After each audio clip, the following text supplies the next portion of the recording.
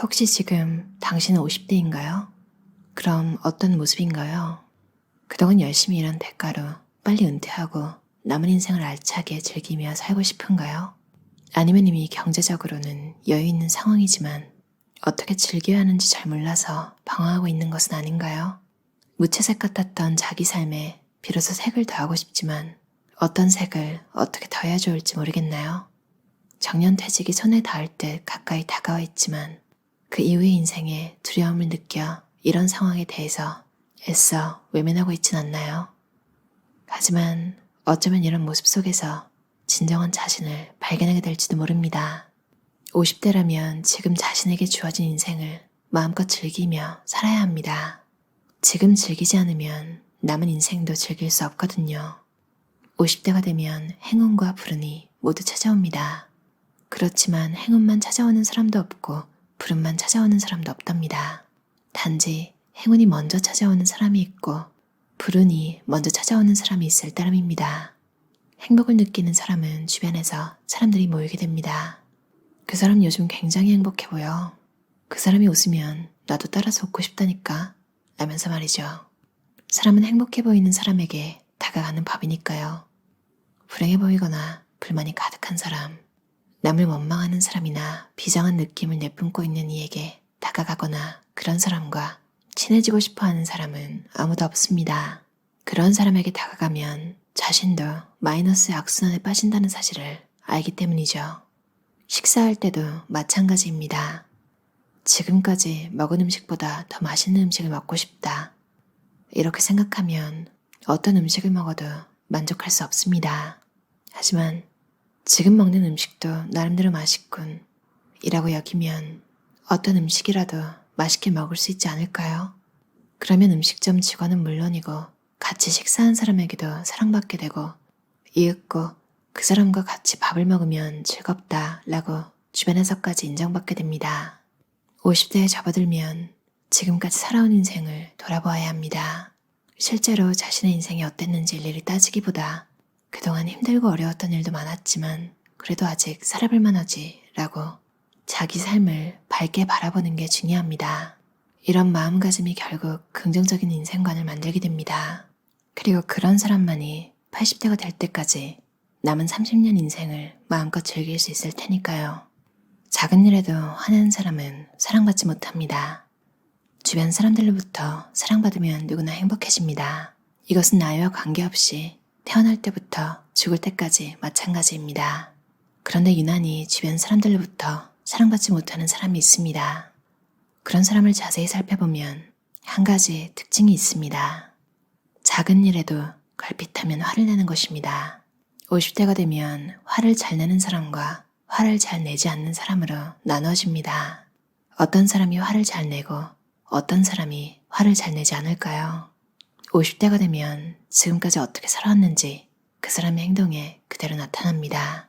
지금까지 많은 사람에게 혼나거나 야단맞은 사람은 가슴속에 울분과 스트레스가 잔뜩 쌓여 있어서 그것을 풀 곳을 찾고 있습니다. 40대의 부하 직원이 잘못을 저지르면 그때 화를 내거나 야단치는 편이 좋습니다. 그런데 그렇게 하지 않고 가슴속에 담아두는 사람이 있습니다. 자신만 참으면 된다고 생각해서 좋은 사람인 척 연기하고 있었던 것입니다. 40대까지는 억지로 참을 수 있습니다. 하지만 50대가 되면 한계치를 뛰어넘습니다. 그런 사람은 편의점에 갔을 때 벼랑간 점원에게 화를 내기도 합니다. 분노를 터뜨릴 곳을 찾은 것입니다. 점원이 아이스 커피와 아이스티를 착각이라도 하면 이때다 라고 생각해서 화해 미사일 스위치를 누릅니다.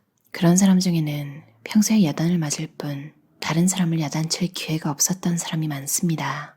성실하고 자존심이 강한 사람일수록 벼랑간 폭발해서 화내거나 엉뚱한 사람에게 분노를 터뜨리는 일이 있습니다. 이른바 동쪽에서 뺨 맞고 서쪽에서 화풀이하는 현상이 일어나는 것입니다. 엉뚱한 사람에게 화풀이하면 모든 사람이 엄청난 혼란에 빠지게 됩니다.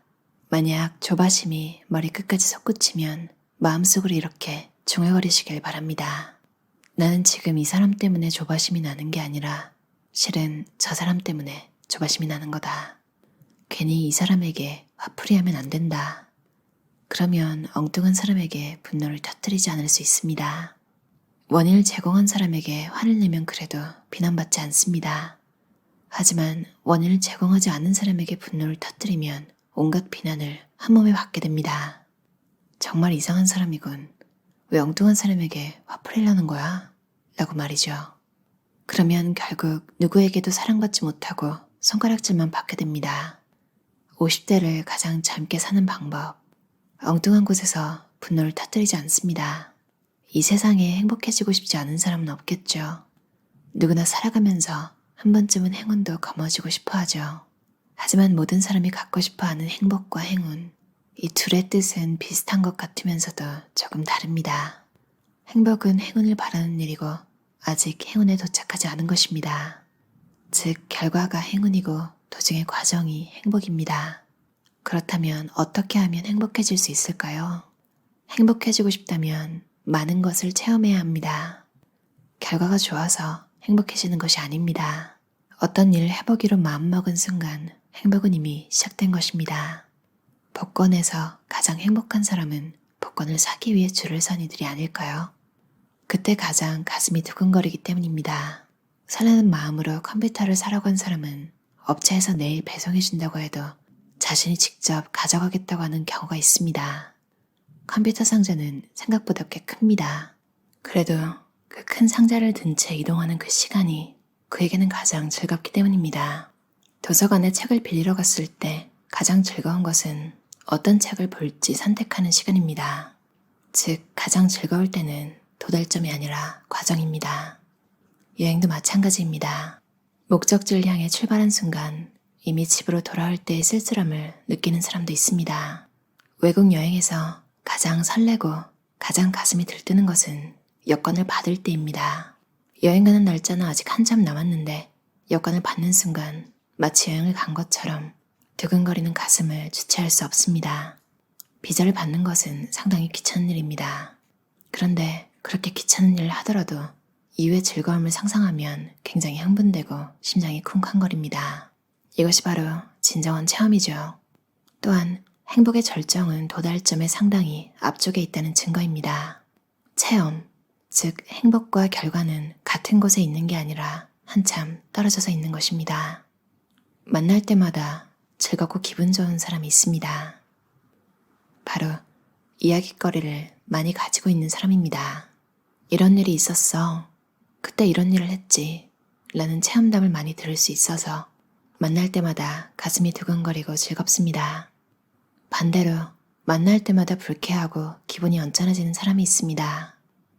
인간이란 자고로 일해야 한다. 월급쟁이는 이렇게 행동해야 한다. 라고 일장연설을 늘어놓는 사람입니다. 하지만 일해야 한다는 설교가 즐거운 사람은 말하는 당사자뿐이 아닐까요? 많은 이들에게 인기가 있는 사람은 이야깃거리를 많이 가지고 있습니다. 가장 시시한 것은 간접적으로 듣는 이야기입니다. 인터넷 사회는 간접적으로 듣는 이야기들로 넘치고 있습니다. 어떤 이야기를 들었을 때 그래서 어떻게 됐지? 라고 파고들면 나도 잘 몰라. 딴 사람에게 들은 거니까 라는 대답이 돌아옵니다. 체험담이 꼭 성공담일 필요는 없습니다. 오히려 그러다가 결국 실패해서 나중에는 엉망진창이 됐지 라는 이야기가 더 재미있으니까요. 50대를 즐겁게 살기 위해서는 다양한 체험을 통해 이야깃거리를 늘려야 합니다. 이 세상에 존경받고 싶지 않은 사람은 아무도 없을 것입니다. 그렇다면 어떻게 하면 많은 이에게 존경받을 수 있을까요? 사람들에게 존경받으려면 두 가지 요소를 갖춰야 합니다. 바로 실력과 권력입니다. 실력과 권력 중에서 더 중요한 요소는 무엇일까요? 대답은 이미 당신의 마음속에 있습니다. 당신은 실력자와 권력자 중에 누구를 더 존경하나요? 존경심이 태어나는 것은 권력이 아니라 실력입니다. 아무리 권력을 많이 가지고 있어도 실력이 없는 사람은 존경받을 수 없습니다. 그 사람처럼 일을 잘하는 사람이 왜 아직도 차장이지? 그 사람은 더 출세해서 좋은 곳에 가야 하는데 왜 아직도 그런 곳에 있지? 이런 생각을 하게 만드는 것이 존경입니다. 실력과 권력이 균형을 취하는 사람은 거의 없습니다. 실력보다 권력이 높든지 실력보다 권력이 낮든지 둘 중 하나입니다. 가장 중요한 점은 자신의 권력을 실력이라고 착각하지 않는 것입니다. 항상 권력을 뛰어넘는 실력을 갖추도록 노력해야 합니다. 그렇게 하기 위해서는 끊임없이 공부하고 끊임없이 경험을 쌓아야 합니다. 그러면 본인이 원하지 않아도 저절로 존경받게 되어 있습니다. 자기 긍정감이 가장 높이 올라가는 것은 아무도 보지 않는 상황에서 좋은 일을 했을 때입니다. 좋은 일을 하면 자기 긍정감이 하늘 높이 솟구칩니다. 50대에 접어든 사람들이 모두 행복해지는 것은 아닙니다. 50대는 30대보다 행복이 양극화가 훨씬 심해지는 세대이기도 합니다. 행복해지는 사람과 불행해지는 사람이 극단적으로 나뉘는 것입니다. 당신은 어떤 어른이 되고 싶습니까? 나카타니 아키히로 저자의 50. 오늘이 당신에게 가장 젊은 날입니다. 라는 책이었어요. 이 책을 읽으면서 주변에 참 즐겁게 사시는 50대 분들 그런 이미지가 막 떠올랐어요. 항상 웃고 친구 혹은 이제 단체 등산 모임 같은 것도 굉장히 활발하게 가시고 남의 이야기보다는 본인의 이야기를 재미있게 잘 하시는, 또 그러면서도 잘 들어주고 항상 재미있는 걸 찾아다니고 계시는 그런 분들이 있잖아요. 참 50, 60, 40 이렇게 숫자를 달고 나온 책들을 보면 참 저는 육아서도 읽잖아요. 근데 정말 나이랑 전혀 상관없이 어떤 나이에도 이렇게만 살면 참 잘 살고 있다, 이런 생각이 드는 내용들이 참 많은 것 같아요. 특히 작은 일에 화내는 사람이 미움받는 거, 이게 또 얘기를 하고 들어가면 또 슬프잖아요.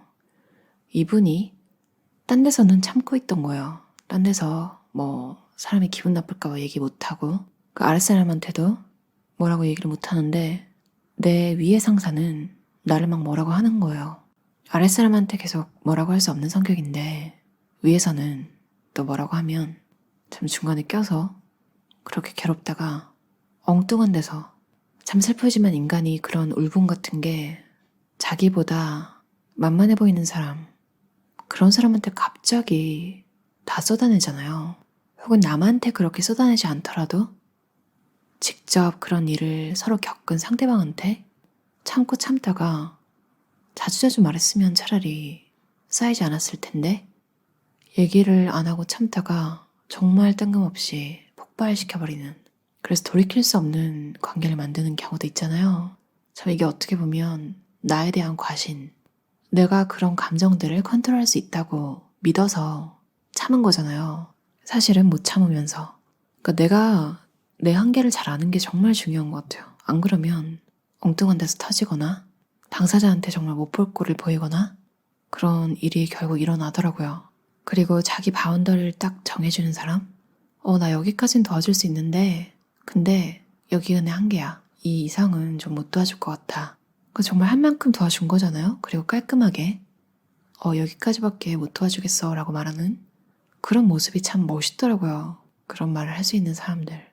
그러니까 절대 참고 혼자 다 해낸다고 그게 무조건 좋은 건 아닌 것 같아요. 그걸 알면 나도 이제 거절을 좀 잘하고 스트레스를 쌓아놓지 않고 내가 상대에게 맞춰준 만큼 상대도 날 위해서 좀 맞춰주는 그런 밸런스가 맞춰지는 것 같아요. 정말 제목처럼 오늘이 우리 인생의 남은 날 중에 가장 젊은 날이잖아요. 20대 때처럼 계획을 하고 꿈을 꾸고 뭔가를 배우고 싶고 하고 싶다는 감정이 50대라고 사라지는 게 아니잖아요. 일부러라도 좀 재미있는 것들, 주변에서 일어나고 있는 일들에 좀 관심을 기울여서 삶을 더 풍성하게 만들면 좋을 것 같아요. 실력이 있고 자기 긍정감이 넘치는 만나면 즐거운 어른, 그런 어른이 되고 싶어요. 들어주셔서 감사합니다.